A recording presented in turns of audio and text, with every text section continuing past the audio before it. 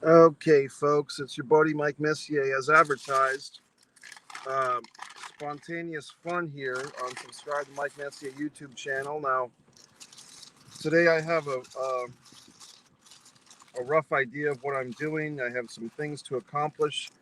There's never enough day to do everything I have to do, which is why I'm glad there's tomorrow.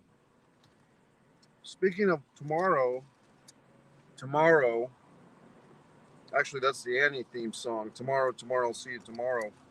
I started to watch Return to Oz, which is like a 1985 movie um, that I guess has some controversy behind it, or a sequel of sorts to The Wizard of Oz, starring a young Farouza Baluk.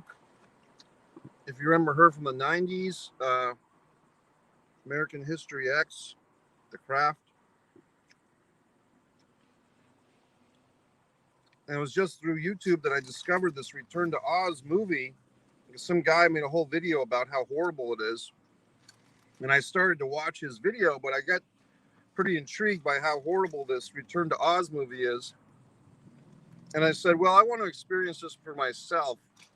I don't want to just rely on this guy's video to give it all away. So I dug up Return to Oz. I could only find it on Amazon Prime. I threw down the $4 to watch it. I'm about halfway through. So what I'm experiencing is this taquito, egg and cheese and potato from Whataburger. Whataburger is very prominent here in Florida. It's not so much in New England, but I enjoy it.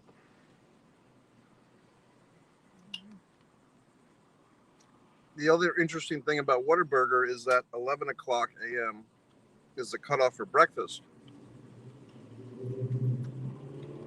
McDonald's, as many of you might know, the cutoff in the morning is 10:30, which is a bit early. I never understood why someone would want a quarter pounder with cheese at 10:35 in the morning on a Tuesday, for instance. I believe McDonald's breakfast is open till 11 a.m. on the weekends. One of my little tricks of the trade is I discard of some of this floury stuff. It's probably the worst thing on this thing. There's a lot of things with food, folks, that we are probably better off not knowing.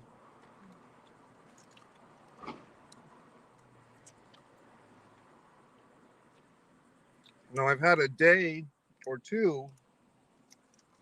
I put a lot of time into the YouTube channel, but I think I'm going to get down to some writing today because my mind has not been focused on writing.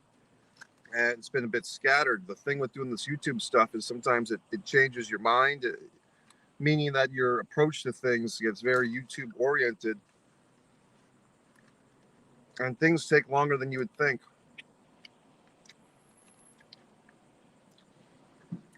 World events, or trying to think what else I can bitch about.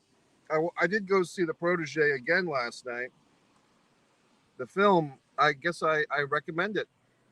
If you like Samuel Jackson, he's pretty much doing Jules Gets Older. And this Maggie Q, I'm going to have to look her up because, man, what a fantastic actress. Michael Keaton does a nice job in this movie.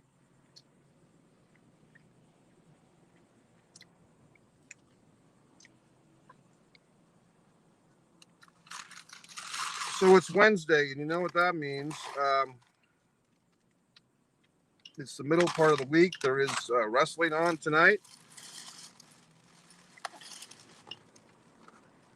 Now we get to our main event, folks. I mean, if you thought I was just going to eat that taquito or whatever the fuck it was and be done with it, you're wrong. There's many ways to approach your eating throughout the day. You know, some people believe in these 6 meals a day thing, so forth. One strategy I've had is the load up early loaded up on your calories early, and then you have the whole day to burn them off or for energy.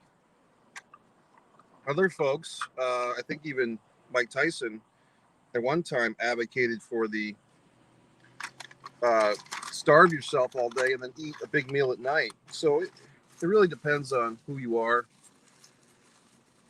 You know, we all have these things that we see on television or some article you read. And, you know, at the end of the day, you have to make your own decisions. I mean, I think one of the challenges of adulthood is you have to stop relying on other people to do things for you or to make your choices for you or your mind for you. And sometimes that's difficult, you know, because I think a great fear that many of us have is the fear of making an error. You know, we were conditioned that if you make a mistake in this society that we live in, it's like the worst thing you can do is make a mistake, or the worst thing you can do is take a chance that doesn't work out because people will ridicule you or mock you or second guess you. And I think part of perhaps even being happy or having a chance to be successful in the world is to learn to not give a fuck what people think. I had a nice, I guess I'll give it up for my buddy there, Ian Patrick Gagnon, if I got his name right, the Gonzo Shark. I won't spoil his mojo, but he was talking about the don't give a fuck attitude with life. So I'll let him do his thing with that. But I feel it's not so much for me not giving a fuck. It's I give a fuck about what I want to do and not as much what other people expect me to do or want me to do or feel that I should do for their fucking agenda. And that's what you got to realize too. A lot of times people try to influence you, me, or whoever to do something or to act a certain way because it benefits them. Or because, and I do this a lot to other people, if I were you, I'd do this. Well, you're not me, asshole. So you do whatever the fuck you want, and I'll continue to do what I want to do. Now, on the flip side of that, because I am a person that'll give my opinion on someone's bullshit or routine, a lot of times when I express my opinion to someone, it's not out of trying to fuck with them. It's simply out of I don't want them to waste time. Now, especially my time, if I'm involved somehow, but also their time. It's one of the great aggravations of my life is wasted time and wasted effort. Now, if you've seen Disregard the Vampire Mike Messier documentary, I know I harp on that project quite a bit, but I just feel that some of you have yet to watch it, and you'd be gaining so much if you did. Truly. I do feel one of the lessons in that movie, documentary, is allowing others to waste your time is not a good thing. Or you being the person to waste your time and others' time is not a good thing.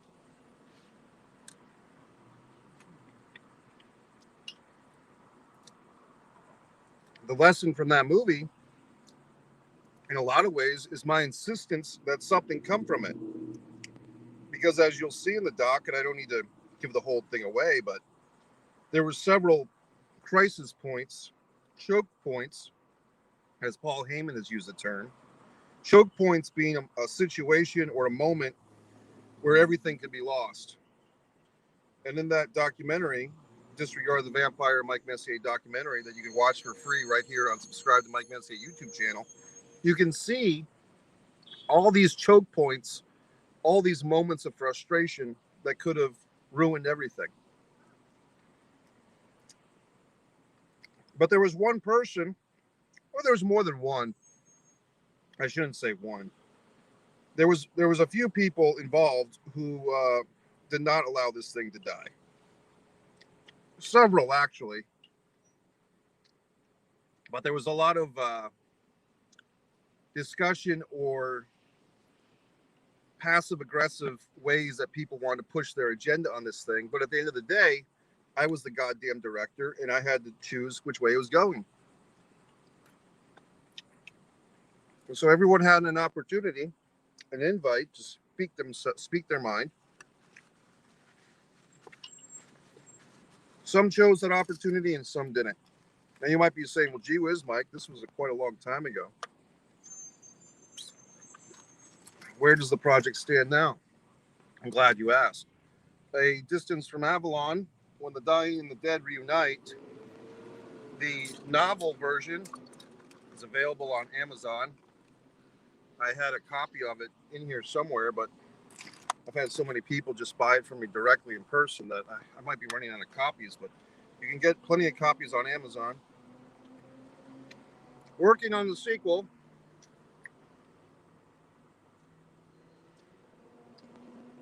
And doing all types of wonderful things. Amazon Kindle, Vela, Fight or Play Basketball. My other story is currently being released. You can read the first 3 installments for free.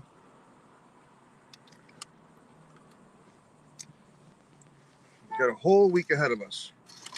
For some reason, it feels like a Monday to me, even though it's Wednesday. Now, to lighten the mood a little bit, because I know I'm getting very intense, this gentleman that just went in is wearing like a black t-shirt and long pants, and it's very hot. So I just don't get it. I don't get when people wear such hot outfits on a hot day. I never understood that. Maybe he's going somewhere, but it wasn't like he was dressed up nice. It was just, it's a hot day, man. Put on some shorts. Not that I need to see this guy in shorts, but it's hot.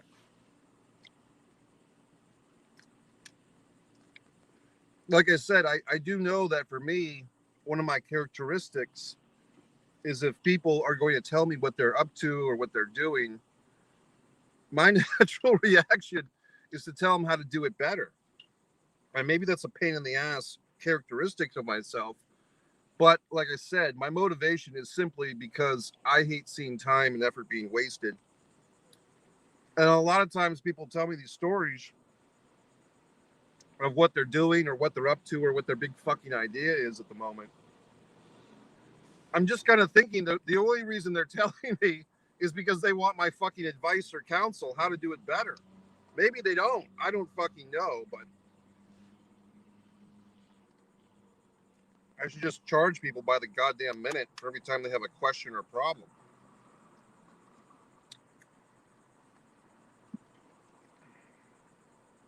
Those professional friend goddamn websites come to mind. I guess I could tell a little anecdote about being in this Whataburger. It's nice. It's pleasant. I had to get in there at 10:50. I got in there at 10:54 a.m. And God, someone always has to park right next to me. I hate that.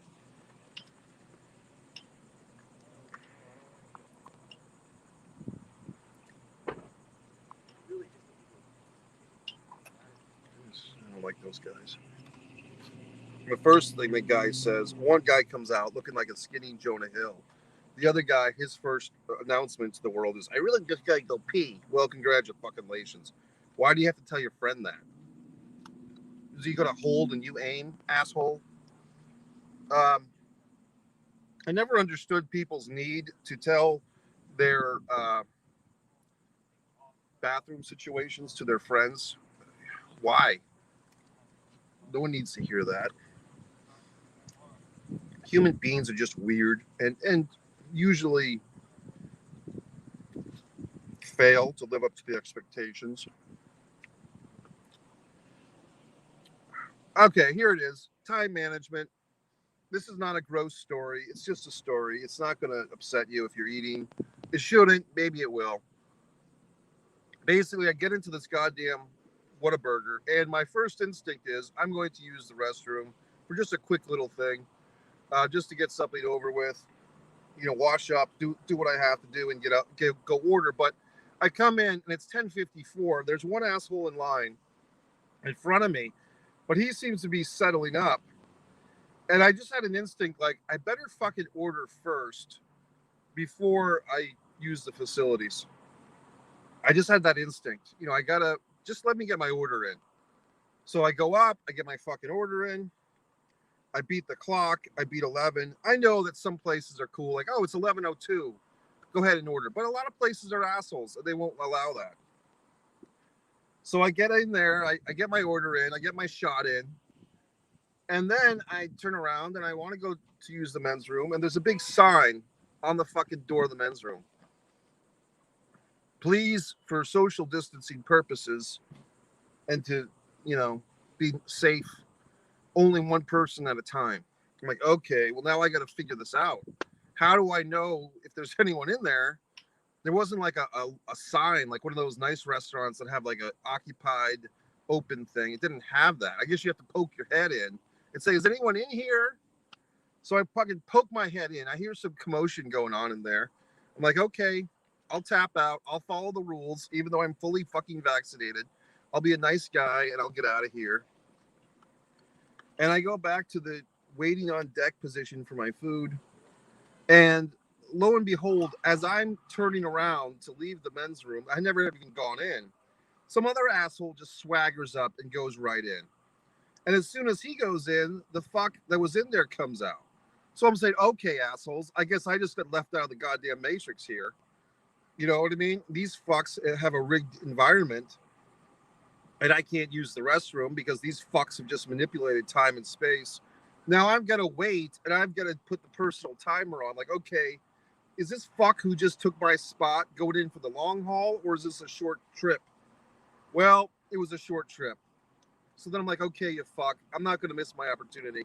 I go in there to the men's room, and I forgot the goddamn mask. It's early. I'm putting my fucking nose under my shirt. That's my new fucking, bootleg mask thing. Like, that's my fuck you to the world mask. And I'm in there. I get out, and then I'm like, okay, did I get lost in the mix? Did I get forgotten about? Meaning for the food. So now they're handling the whole fucking Whataburger takeout line. Every asshole and his mother and his sister has to order a goddamn Whataburger at 11 o'clock in the morning. And now my fucking thought process is, did they change the grill or whatever the fuck, and now I'm not going to get my breakfast? I'm starting to have these traumatic thoughts, like, because it's past 11, and now we're pushing 11:15, it might even be 11:20. Am I getting fucked out of my breakfast? And then one of the ladies there is asking me, hey, what number are you? And blah, blah, blah. No signs of my fucking pancakes. And I'm just pissed. And I'm like, did I make an error going to the men's room? Like, did they give my fucking pancakes to some delinquent when I was in the men's room? What could I have done better? It's really what I'm thinking. Like, what could I have done better? But I did everything perfectly. Eventually, I get the goddamn food. And that's where we are now.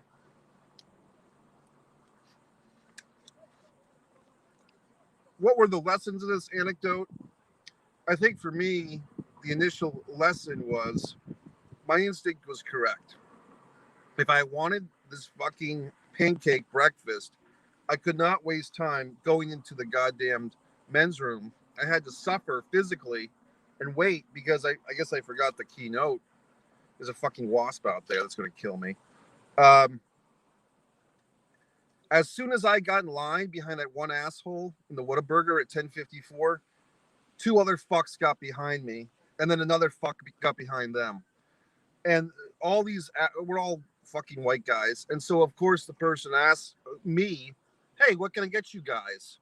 Guys, plural, as if I was with these fucks. I'm not with these fucks. I'm on my own. So the point is, my instinct to go into the goddamn, to order first and restroom second was so spot the fuck on. Because if I had gone into the restroom first, that 30 seconds or that 60 seconds of situation in there, I would have gotten out. These two assholes would have been in front of me, and I probably would have missed the breakfast call. They probably would have gone over at 11 o'clock. Then the sign would have changed, and I wouldn't have gotten these pancakes at all. So the point is, yes, you want to listen to your body, and if you have to go, and all that stuff. But sometimes, and this is what you try to teach children, sometimes you have to make the goddamn sacrifice. You have to train your body to be part of this process, this team. Your mind, your body, your vehicle, all these things. Oh, we've got a nice comment. I gave you a shout out earlier, buddy, about your don't give a fuck thing, but I'll let you handle that. I didn't spoil your alarms. I heard Whataburgers has really good burgers. They are good, buddy. They are very good. But I had the breakfast today. And Culver's, I've never even heard of, pal. So I'm not sure where Culver's is or what it is. I'm assuming it's a restaurant. I don't know if it's a fast food chain. I haven't seen it. There is this thing that people talk about here in Florida, Zaxby's, which I've tried to go to, but it's been closed when I've gone. I don't know anything about Culver's, buddy. I really don't, but you're more than welcome to explain it quickly.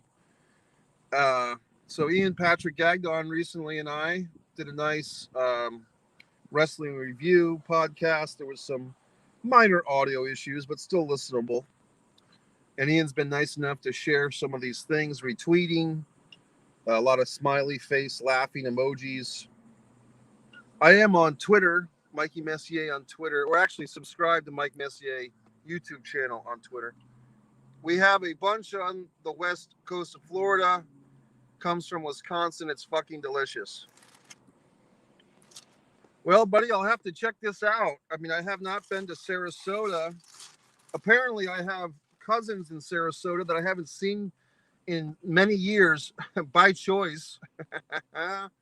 But maybe I'll go there anyway.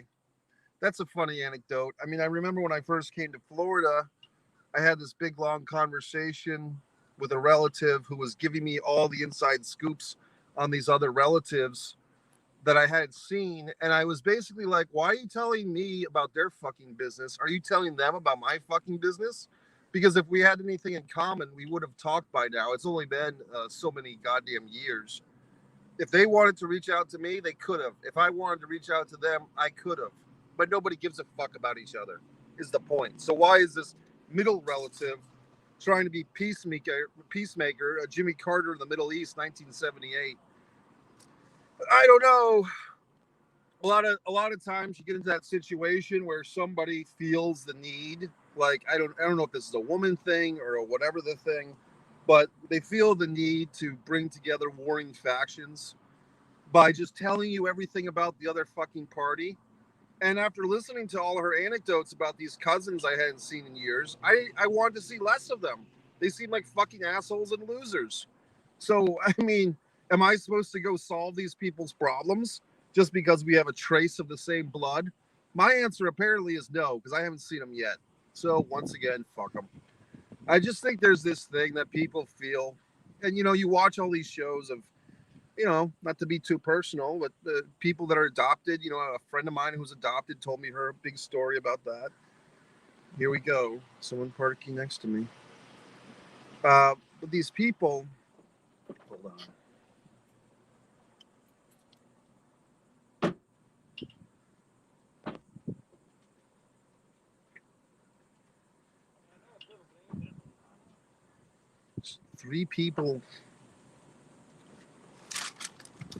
Three guys jammed into a van together. How uncomfortable. But these people always feel like they have to bring together people.